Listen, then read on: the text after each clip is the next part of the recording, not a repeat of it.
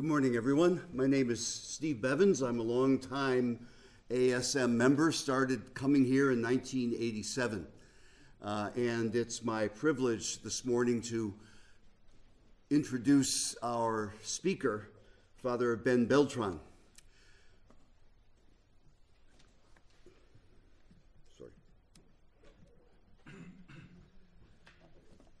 His life is our life. His mission is our mission. This is a line from the constitutions or the rule of life of my Roman Catholic mission congregation, the Society of the Divine Word. And this is the same congregation that Ben Beltran belongs to. I must say that I know few people who embody this line. His life is our life. His mission is our mission. I must say I know few people who embody this line more than Ben Beltran.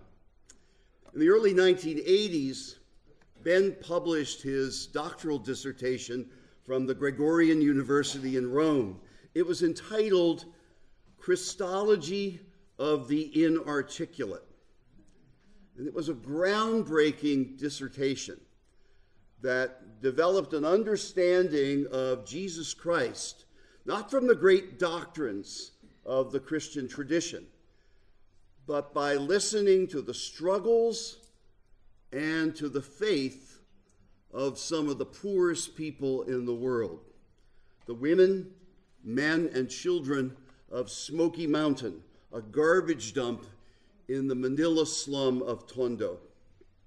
From that point on, Ben has listened to the struggles and faith of those people and committed himself to walking with them, empowering them to claim their dignity and their agency as subjects of their own destiny.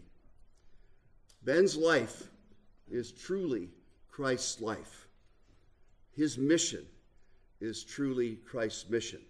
So we're privileged this morning to have Ben with us to share his journey, to inspire us with his rich and quite famous life. Let's welcome Father Ben Beltran, SVD, who will speak to us on earth, stewardship, economic justice, and world mission, the Laudato Si covenant. Ben.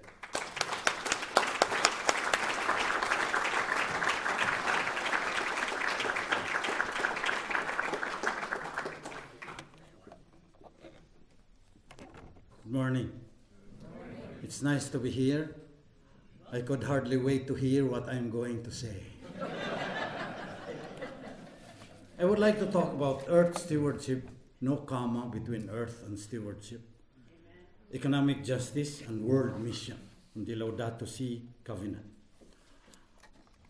As Christians, we are convinced that the earth is the Lord's and all it holds, Psalm 24:1. Our Creator has given us the gift of this world, the air we breathe, the water that sustains life. So in Scripture, steward refers to a manager who is responsible for the property of the master. Stewardship has come to be used in a broader sense. I would just like to cut to the chase and talk about Lynn White in 1967. He castigated Christians as having a wrong understanding of the Rada and the Barash of Genesis. Because the point of departure was individualistic. So Christians came to understand Rada and Barash to rule, to have dominion in a very dichotomized sense, and that's why we destroyed this world. I would like to talk about Rada and Barash in the light first of climate change. It's called the climate crisis now. For the first time in history, the continued existence of the human race is being put into question. That is the first, optics. And the second would be the fourth industrial revolution. Artificial intelligence and robotics, blockchain technology, Bitcoin, and all that. I would like to look at this from that point of view. The World Economic Forum has termed the current period of accelerating innovation in science and technology as the fourth industrial revolution. It is not only transforming social networks, scientific research, and whole industries, it is also radically reshaping biological and material science innovations. We are at the beginning of the fourth industrial revolution. It started with machines, then with the fossil fuels, electricity, then with the internet, and now we're with Sophia. Sophia is a robot that can discuss, if it's programmed well, quantum physics with you. Already considered a citizen of Saudi Arabia. Of course, you're familiar with Alexa. There's Amelia. Amelia is a learning robot that might wipe out the 200 million jobs of call centers in the world today. In the Philippines, there are 1.2 million people working in call centers. What will happen to these guys if they will let loose Amelia and everything will be answered by deep learning? Okay? So developments in genetics, artificial intelligence, robotics, nanotechnology, 3D printing, and biotechnology, to name just a few, are all building on and amplifying one another. This will lay the foundation for a revolution more comprehensive and all-encompassing than anything that we have ever seen. Smart systems, homes, factories, farms, grids, or cities will tackle problems ranging from supply chain management to Bitcoin and digital banks, online banks. Concurrent to the technological revolution are a set of broader socio-economic, geopolitical, and demographic drivers of change. So the fourth industrial revolution is even changing the way we understand our humanity. There's already a guy in Spain, he cannot see colors, so he has something implanted in his brain, and it is part of his passport already. The cyborgs are among us. Okay. So it is in this context that Pope Francis wrote Laudato Si. Laudato Si is an encyclical written not only for Catholics, but for everyone living in this planet. By the way, this is the only planet we have. We have to take care of it. Yes. So the conference this time talks about stewardship as a valuable underlying biblical theme that can aid in dealing with a range of issues missiologists are facing now. The other day, representatives from Exxon, BNP, Shell, and they went to the Vatican, invited by the Pope. And during the time, the Pope declared a climate emergency. And they were told, these guys, polluting our air, to avoid perpetrating a brutal act of injustice against future generations. Okay? So energy, they were told, must not destroy civilization. There should be a radical energy transition according to the Pope. So the point of Laudato Si comes from Saint Francis view, Laudato Si Signore. Thank you for brother sun and sister moon. Before I become scattered in my thinking, this is what I would like you to say. We have to become mystics, according to the Laudato Si. Laudato Si has a beautiful meditation on the profound interconnection of all creation. And our spirituality has to be immersed in that. That the Alpha and the Omega is in this universe. The beginning and the end. We have to become mystics. Apart from being prophets, apart from being servant leaders, we have to become mystics and discover our relationship with the earth. So that like the poet, we can say, I see his blood upon the rose. Without that, we will not save this planet. We will still set ourselves apart from the penguins and the polar bears and the orangutans, saying, I am the master of my fate. I am the captain of my soul. We were taught that in second year high school. I still memorize the poem, Invictus. I am the master of my fate. I am the captain of my soul.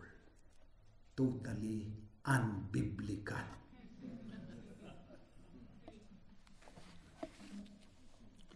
So, drawing deeply on the spirituality of Saint Francis of Assisi, Pope Francis notes that everything is interconnected, including time and space, and even atoms or subatomic particles.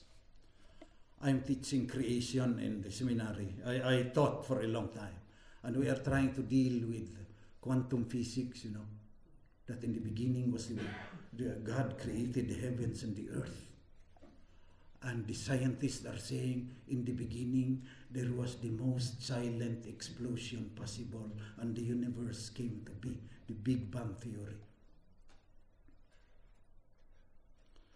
So all of life, even in quantum physics, is part of a network that will never truly that we can never truly explore or understand. We are part of nature, and living things have a value of their own in God's eyes. And so, Laudato Si tells us to hear the increasingly disparate cries of Mother Earth, it's Saint Francis, Madre Terra, and the poor, closely connected. The encyclical affirms climate science in the face of climate deniers. The Pope was an apprentice in a chemistry laboratory before, so he knows his science. He delves into ocean acidification, the loss of tropical forests, the release of methane from melting ice sheets in the tundra, and then he calls attention to many people who fail to act because of vested interests, general indifference, and blind confidence in technical solutions. So the Pope, drawing on the interconnectedness of everything, says that when human beings put themselves at the center of the universe, all that would matter would be their immediate needs.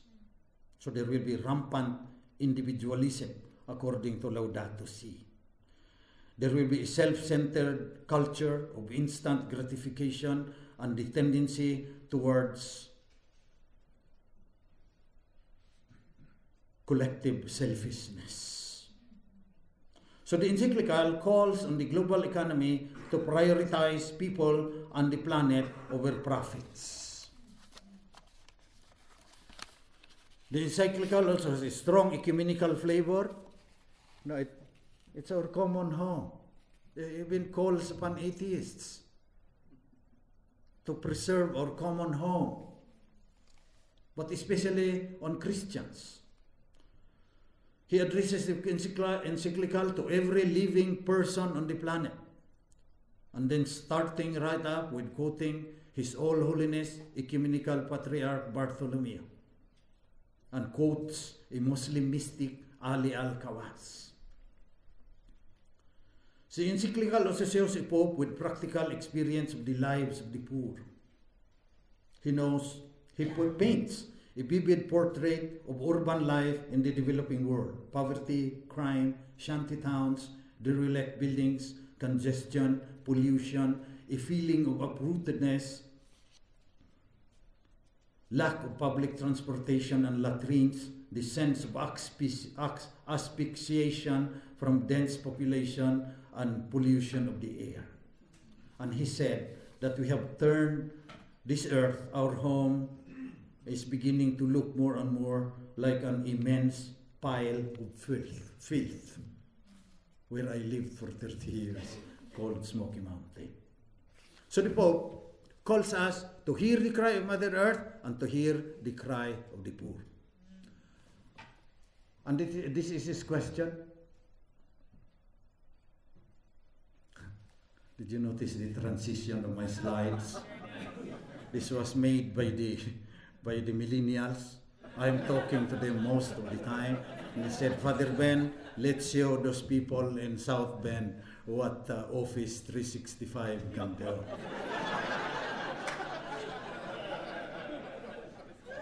You remember the Spider-Man being turned into dust in the Infinity Wars? That's where it came from. I did not even know where it came from, but no. But coming back again, what kind of world do we want to leave to those who come after us? It is only when we become mystics, when we see Christ's blood upon the rose, that we can care for generations that are not yet born.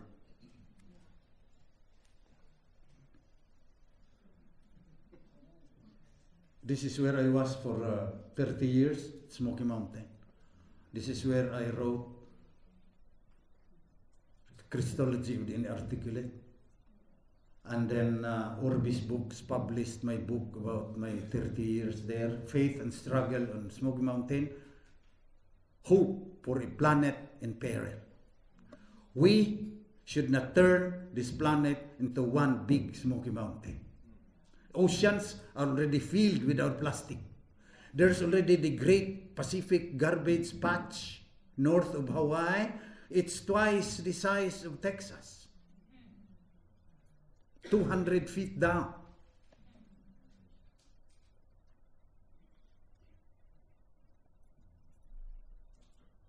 So I stayed here for 30 years and I let the people talk to me.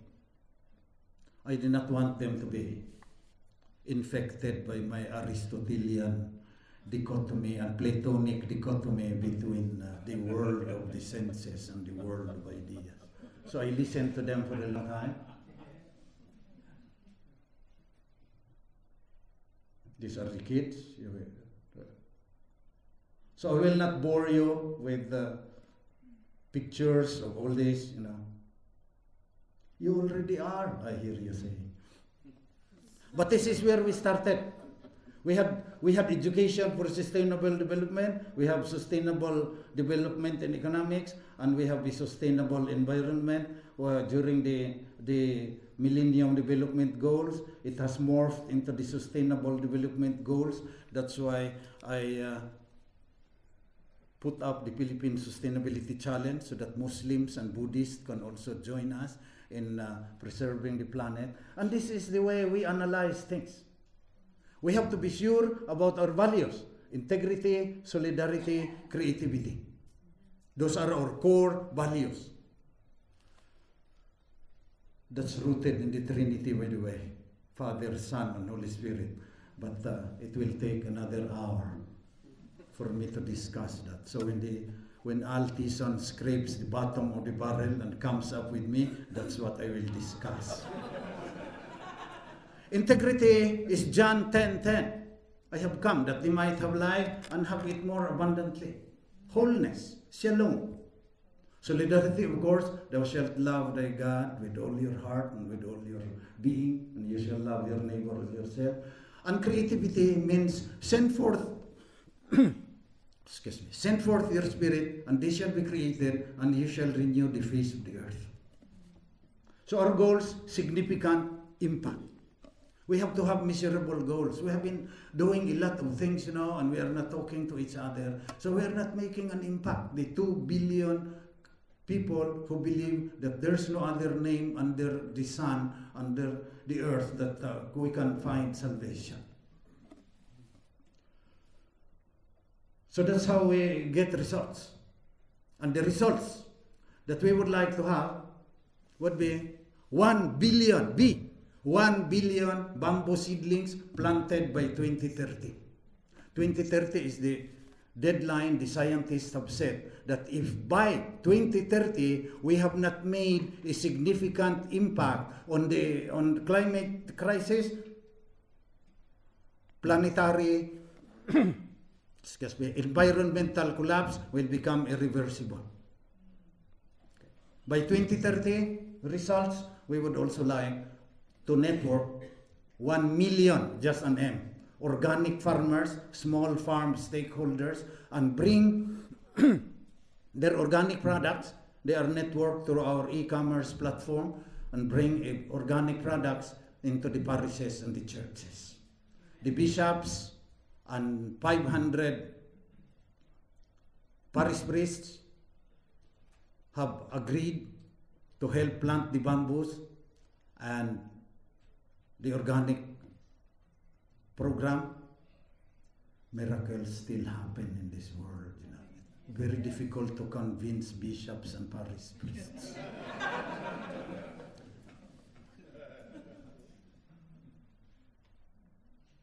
So we would start with education. Education sets the values. So 1 million out of school youth in digital education programs by 2030. You see, it's there already, the fourth industrial revolution. Thanks, Al. You're not only good in scraping the bottom of the barrel, you're also.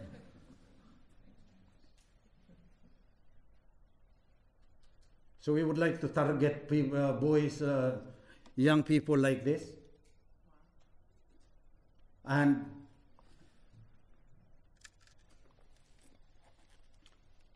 these young people, they're supposed to be attention deficit syndrome. They stay in our computer rooms. So later on, I will use Minecraft Education Edition to teach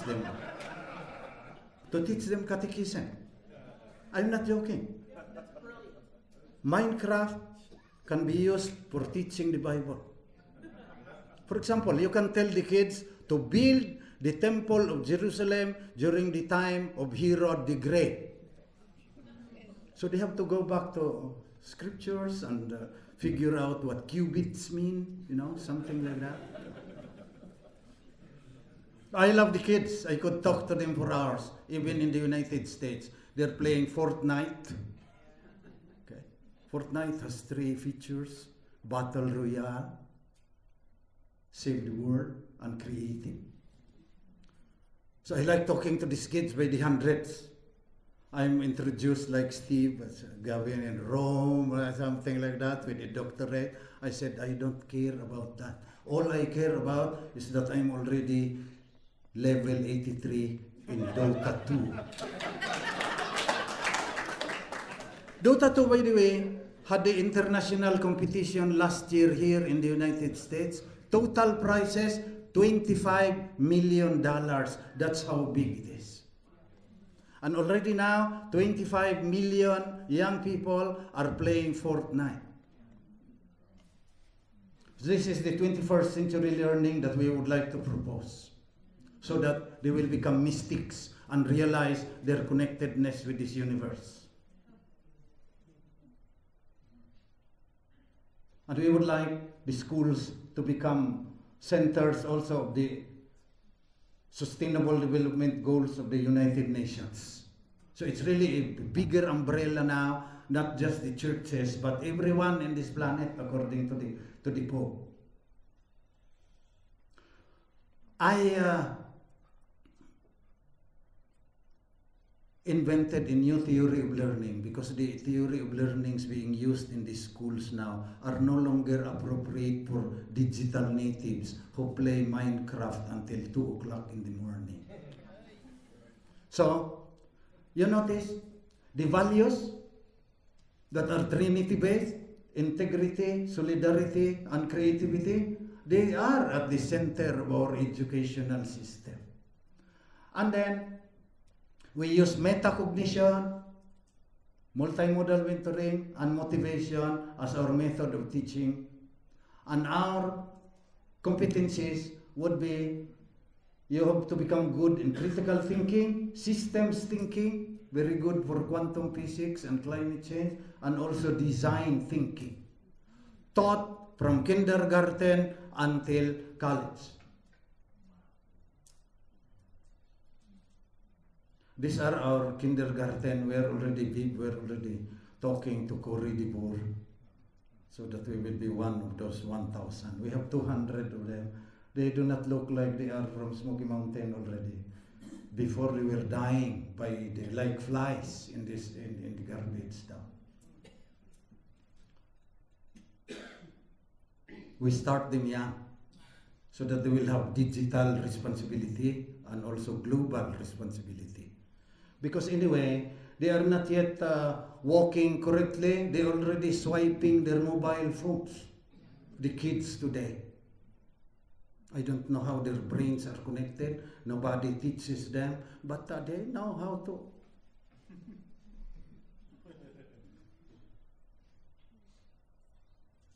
These are our out-of-school youth. We are teaching them how to assemble computers already while they are learning quadratic equations. And these are the graduates of our e-commerce. I'll explain it later. This is this. I'm not joking. I have a partnership with the Department of Education and Microsoft Philippines. We're going to have the finals of this one. We launched it last year. We will have the finals in September. And the grounds for the competition is build a climate resilient city using Minecraft Education Edition.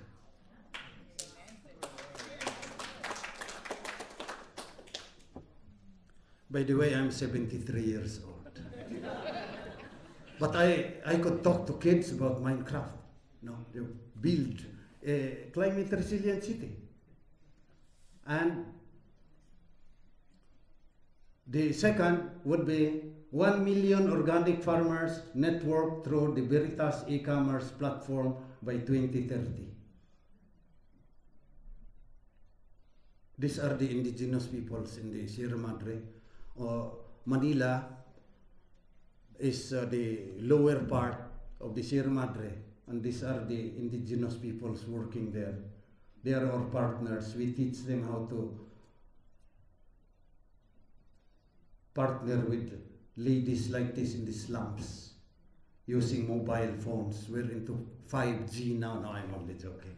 We're into 4G, but they could see what those dumagats are producing, and then they could order. We are making 500 parishes in Manila as our trading posts. Okay. These ladies will order the vegetables and the organic, no pesticides, no regenerative agriculture. Then it will be delivered in bulk to the parishes, and then they will weigh that and then repack it and deliver it to the condominiums, and they earn more than they earn in 1 month scavenging through the garbage dump.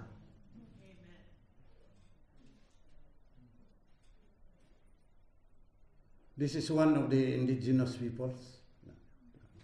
The urban and rural poor, empowered by the principles of integrity, solidarity, and creativity, produce and have access to inexpensive, quality basic commodities and other goods necessary to enable them to lead more fruitful lives towards a sustainable future.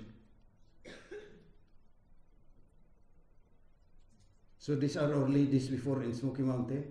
These are tons of meat, chicken, and sausages. In 30 minutes, they are already in the kitchens of the people in Smoky Mountain. Through technology, through fourth industrial revolution tools. So, I have been declared an honorary woman. That's the best honor that I have gotten so far by these ladies.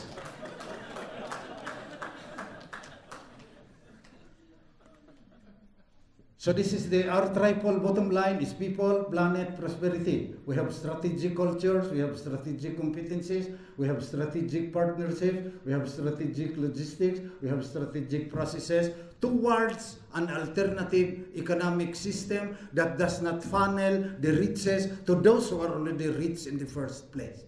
I think it is not the will of God that 87 human beings, 87 persons, individuals, control wealth equal to the combined wealth of the bottom half of the 7.5 billion human beings in this planet created into the image and likeness of God.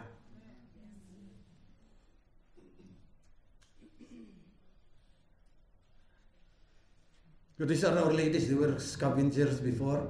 They will beat you in Excel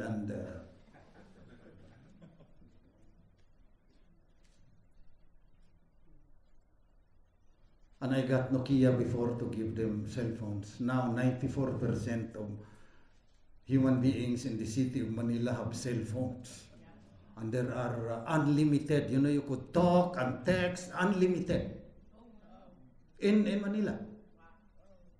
So we're using that so that these ladies can order organic rice and fruits and vegetables from our partners in the mountains.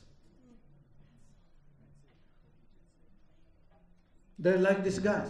Look at the yams that they produce. Huge.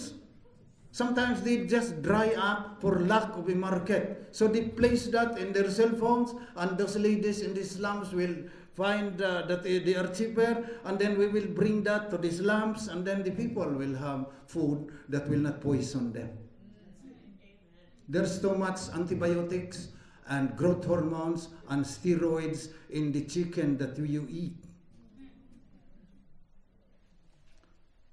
Our idea would be you should know who produces your food, how it is produced, and where it came from.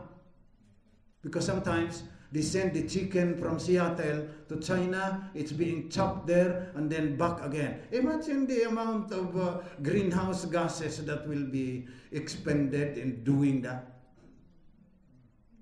The Americans do not know how to cut their chicken. No, I'm only joking.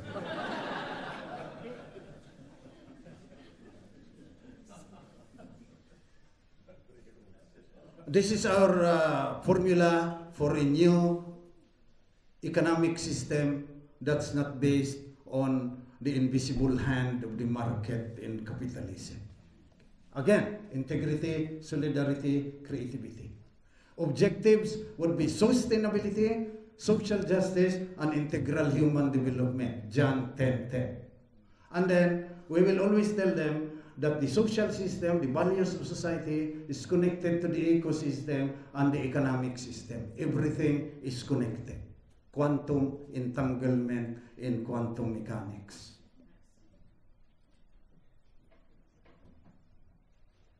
So this is how we do it. I am from Sacred Heart Parish 9 in Kamuning, Quezon City.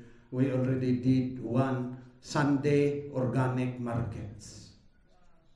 So imagine if Bib Greg's MA in the Missiology can talk also about how organic farmers, and then they could do video conferences with the farmers 200 kilometers away discussing about climate change and the fourth industrial revolution.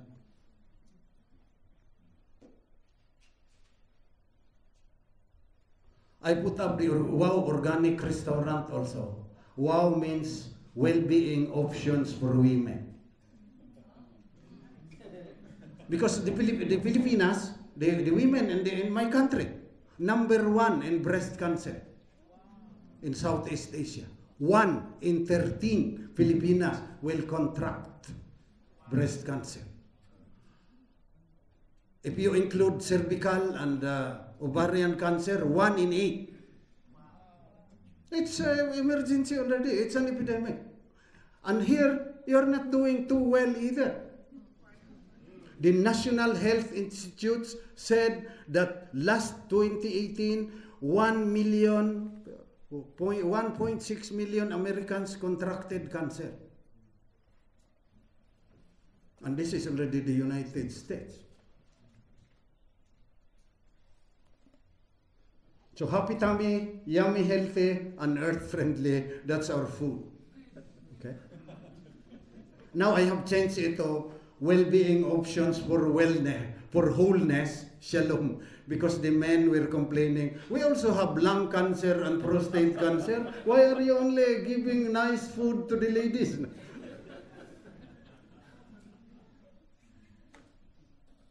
So this is our menu. See our top item, ratatouille from the movie. So these are all ingredients are all organic. And now we have the mobile ordering app, Fourth Industrial Revolution. These are the students from Nagoya. They just came from planting bamboo in the area given to us by the Department of Environment and Natural Resources. And then the artists support us also. There's artists for the environment in the Philippines. They donate those paintings, and that's how we fund the restaurant, because it's not making any money at all. Organic ingredients are very expensive. I'm making it very low, because later on I know the farmers will get excited. That imagine there are Japanese young people eating the chicken that I raised. So they will increase production, and later on we will be able to get some profits so that we can feed organic food to children in Filipino hospitals who have cancer. Hospitals are very inconsistent. They treat your cancer and then they feed you food that caused the cancer in the first place.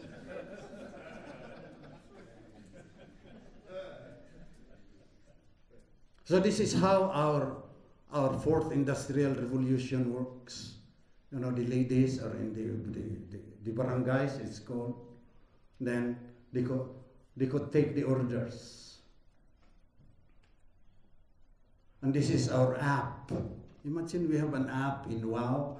Before you come, you could order. And then when you come, the food is already prepared. You do not have to wait. Especially when now the millennials, their prayer, God, give me patience right now. So this is for them. Reward system, something like that.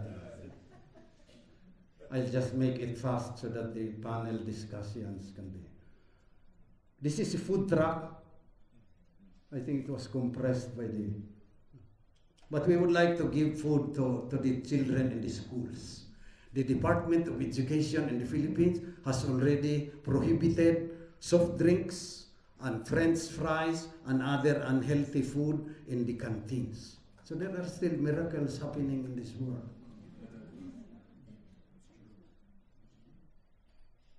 Oh, only programmers will understand this.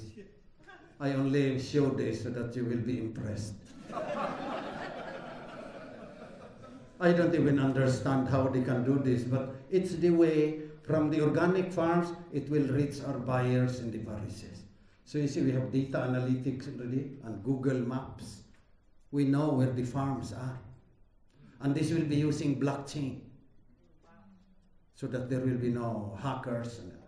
And this is another thing that I do not understand, but it was donated to me anyway. Kusing is the equivalent to the cent in our former money. It's called kusing. It's a digital currency exclusive for Philippine Sustainability Challenge stakeholders. We could pay each other online. We are a closed community. We are not like Bitcoin that was value, it's only for us. For those women and those farmers, they do not have to bring physical money. They can pay each other through this digital currency. I think it cost around $500,000 to be donated to me, just because I have a funny face, according to the.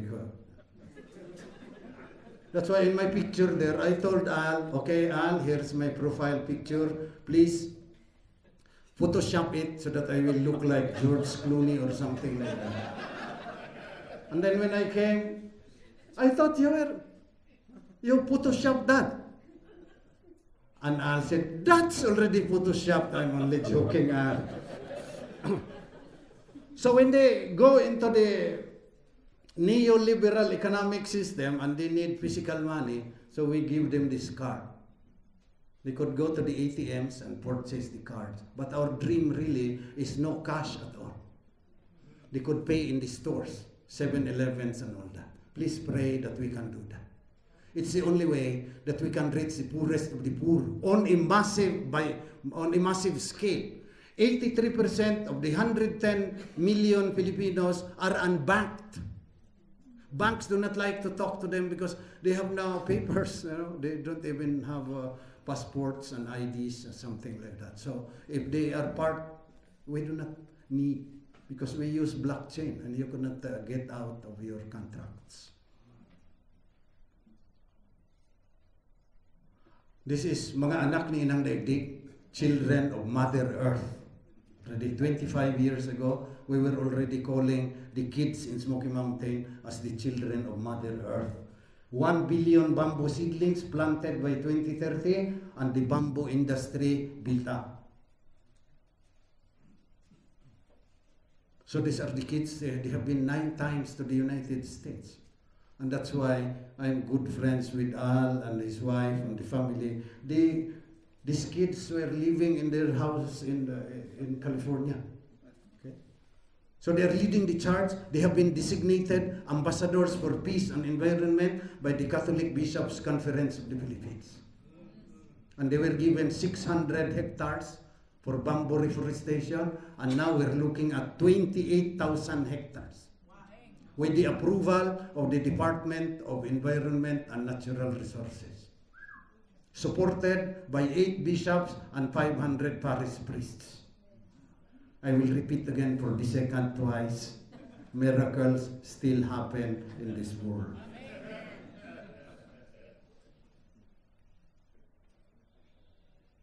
So these are the kids. Born, grew up in Smoky Mountain, and now this Lilette has a Bachelor of Science in Tourism. Lani, SPED teacher. We have 2 computer programmers among the dancers who come to the United States. There are accountants and teachers, and they're working in Bahrain and all over the place. Because we raised funds for their education also. Alan, that guy who was here 10 years ago, is a Bachelor of Science in Hotel and Restaurant Management, I think. I don't remember it. But most of them finished college. Born and raised in a garbage dump, they are all educated. That's them. I was always accused that I got the kids from the richer parts of the city and then pretend that they were all born and they are the survivors, because when I was there in Smoky Mountain, I used to bless the coffins of 2 to 3 infants every week.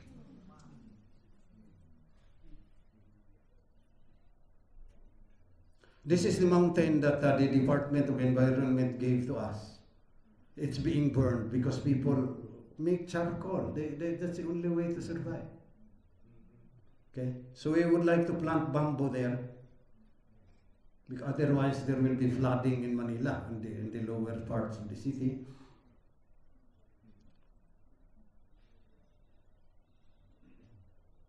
Ambassadors of goodwill for peace and environment, that's who they are. 17 development goals. When it was signed in 2015, they gave out 17 flags to 17 countries. Flag number 15, protection of the land, was given to the children of Mother Earth, and we raised it in the place given to us to plant bamboo. United Nations. These are the indigenous peoples. We are raising funds to buy the seedlings and also to pay them, because we do not want the kids to climb the steep mountains where the land is already eroded. But they are very good in climbing those mountains. In fact, we had a game once. They came down and we had a race in flat ground. Nobody joined the race. They do not know how to run on flat ground.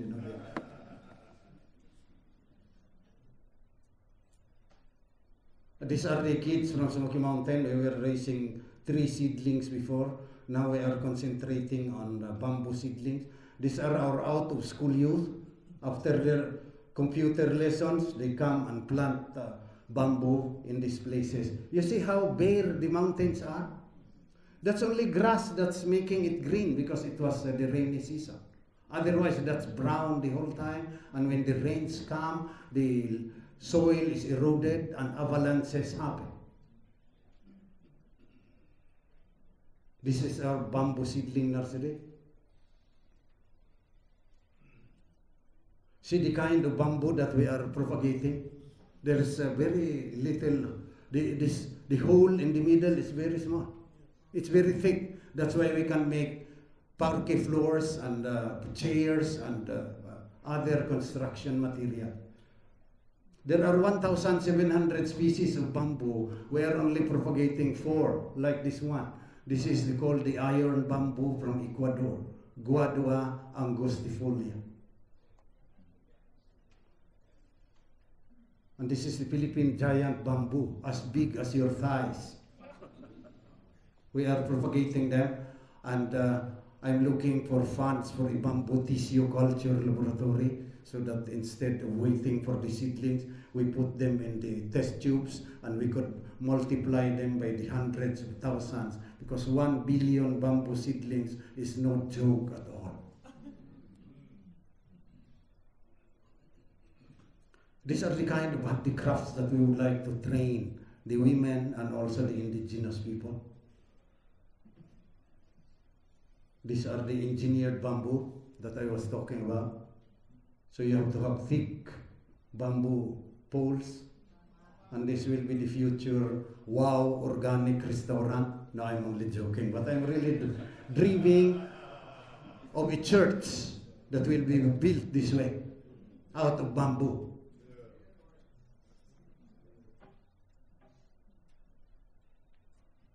This is our app, 4th Industrial Revolution. There's a young lady from St. Mary's College sponsoring 1 bamboo seedling in the Philippines. We will geo-tag it, and they could look for it in Google Maps under their name using this app.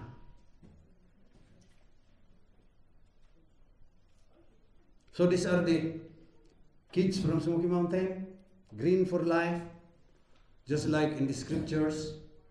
Behold, I place before you life and death. Choose life. Thank you very much.